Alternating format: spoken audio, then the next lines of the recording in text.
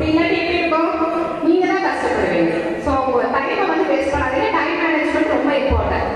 நிறைய ஃப்ரெண்ட்ஸ்லாம் English medium படிச்சிருக்காங்க. ஸோ அவங்க கிட்ட நீங்க கம்யூனிகேட் பண்ணிக்கலாம், இல்லை ஸ்டாஃப்ஸ் கூட கம்யூனிகேட் பண்ணிக்கலாம். அப்படி இல்லாட்டி நிறைய ஆப்ஸ் இருக்கு இல்லையா, இங்கிலீஷ் படிக்கிற ஆப்ஸ் எல்லாம் இருக்கு, சூப்பர் நோவா, ஸோ இது மாதிரி நிறைய ஆப்ஸ் எல்லாம் இருக்கு. ஸோ அதில் இங்கிலீஷ் படிச்சுக்கலாம். இல்லை யூடியூப்ல வந்து டே 1 டே 2 கிளாஸஸ்லாம் நீங்க பார்த்து லேர்ன் பண்ணிக்கலாம். மேக்ஸிமம் வந்து ஏஐ டெக்னாலஜி அவ்வளோ கொண்டு வந்துட்டாங்க. ஸோ ஆர்டிஃபிஷியல் இன்டெலிஜென்ஸ்ல தான் எல்லாமே ஓடிட்டு இருக்கு.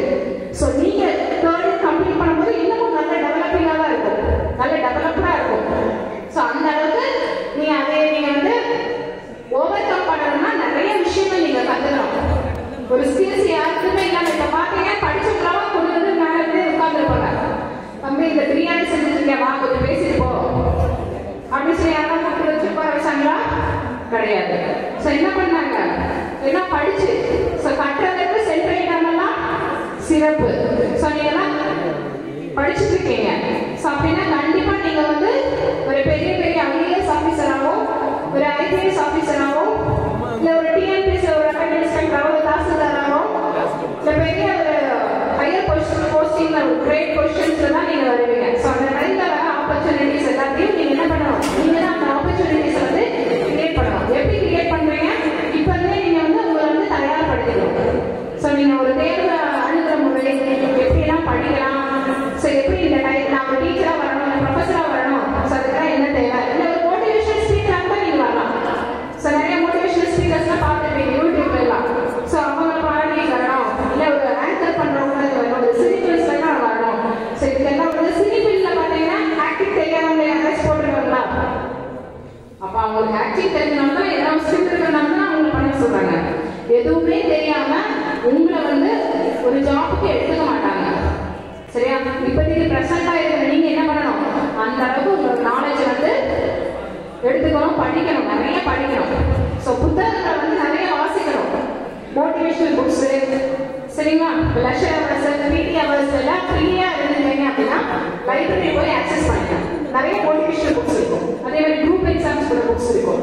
நிறைய கொஸ்டின் ஆன்சர் புக்ஸ் இருக்கும். அதே மாதிரி இங்கிலீஷ் ஸ்பீக்கிங் புக்ஸ் இருக்கும். அது மட்டும் இல்லாம news paper, TV news paper, Deccan Chronicle, Indian Express, so இந்த மாதிரி நியூஸ் வரும். நெக்ஸ்ட் இல்லாம ஆர்டிகல்ஸ், ஜேர்னல்ஸ் எல்லாம் இருக்கும். அதையெல்லாம் எடுத்து நீங்க என்ன பண்றீங்க, ரெஃபர் பண்ணுங்க. என்ன வொக்காபுலரி, இது என்ன இங்கிலீஷ்ல சொல்லிருக்காங்க, எப்படி டிரான்ஸ்லேட் பண்றது அப்படின்னு சொல்லிட்டு. மேக்ஸிமம் கிராமர்ஸ்லாம் படிச்சுட்டு வந்திருக்கோம்ல, ஆக்டிவ் வாய்ஸ், பாசிவ் வாய்ஸ் தெரியும்ல, இன்டைரக்ட் ஸ்பீச், டைரக்ட் ஸ்பீச் இதெல்லாம் படிச்சுட்டு வந்திருக்கோம். ஆனா என்னன்னே தெரியாது. ஆனா இதெல்லாம் வந்து இங்கிலீஷ்ல ஃபுல்லா நியூஸ் பேப்பர் எடுத்து பார்த்தீங்கன்னா தெரியும், எப்படி ஆக்டிவ் வாய்ஸ் பண்ணியிருக்காங்க, பாசிவ் வாய்ஸ் பண்ணியிருக்காங்க அப்படிங்கிறதெல்லாம் நீங்க படிச்சு பார்த்தா தான் தெரியும்.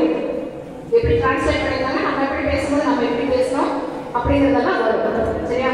இப்ப பாத்தீங்கன்னா மேக்ஸிமம் ஐடி செக்டார்ஸ்ல பாத்தீங்கன்னா இப்ப நீங்க எந்த ஃபீல்ட்ல எடுத்துட்டீங்கனாலும் அதுக்கு ஒரு ஹை போஸ்டிங் லெவல் இருக்கு. ஸோ அந்த லெவலுக்கு நீங்க போறீங்கன்னா ஸ்டெப் பை ஸ்டெப் நீங்க என்ன பண்ணணும், ஃபர்ஸ்ட் இருந்தே படிக்க ஆரம்பிச்சிடணும். ஸோ ஒரு குதிரை வந்து அதோட குறிக்கோளை நோக்கி போகுது அப்படின்னா ரெண்டு சைடு என்ன பண்ணிருக்கோம், கண்ணை கட்டிருக்கோம். ஸோ இந்த சைடு டிஸ்ட்ராக்ஷன் ஆகக்கூடாது அப்படின்னு சொல்லிட்டு. ஸோ அதே மாதிரி ஒரு பந்தயத்துல இல்லை ஒரு தேர்வுல வந்து நீங்க ஜெயிக்கணும், உங்களோட குறிக்கோளை வந்து வெற்றி பெறணும் அப்படின்னா நீங்க அந்த குதிரையை போல இருக்கணும். சரி, தேர்வுல வெற்றி பெறுறது. டெலிகிராம்ஸ்ல எல்லாம் பாத்தீங்கன்னா நிறைய குரூப்ஸ் இருக்கு. வாட்ஸ்அப் நம்ம எஜுகேஷன் ரிலேட்டடா, எஜுகேஷன்ஸ் வந்து ரிலேட்டடா நிறைய ஃபோக்கஸ் பண்ணுங்க. சரியா? அதே மாதிரி பாத்தீங்கன்னா யூஸ் பண்ற போது இப்ப ரீசெண்டா பாத்தீங்கன்னா ஒரு 50,000 எடுக்கிறாங்க. பிரைவேட்ல வந்து செக்யூரிட்டி இல்லாம என்னாச்சு, ஸ்பாம். ஸோ அவங்கெல்லாம் எடுத்துட்டாங்க. ஒரு அன்னோன் பர்சன்ஸ் வந்து எடுத்தாங்க. உங்களோட ஏடிஎம் கார்டு சொல்லுங்க, பின் நம்பர் சொல்லுங்க, இந்த மாதிரிலாம் வருது அப்படின்னா நீங்க என்ன பண்ணணும், ஸோ அதெல்லாம் அவேரா இருக்கணும். நீங்க படிச்சாங்க அதுக்கு உண்டான செய்திகள்லாம் கரெக்டான செய்திகளா வருதா அப்படிங்கிறத எல்லாத்தையும் விழிப்புணர்வுடன் இருக்கணும். எல்லாத்துக்குமே நீங்க இப்போதைக்கு தேவை அவேர்னஸ் தேவை. சரிங்களா? ஏன்னா அவேர்னஸ் இல்லாம நம்மளால எதுவுமே வந்து பண்ண முடியாது.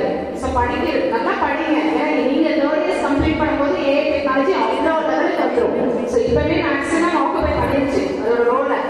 ஸோ நீங்க கம்ப்ளீட் பண்ணிட்டு வரும்போது மேக்ஸிமம் ஆக்குபை பண்ணிடும். அப்போ எவனுக்கு ஸ்கில் இருக்கோ அவங்க தான் வந்து போக முடியும் நல்ல ஒரு ஹையர் போஸ்டிங் எல்லாம்.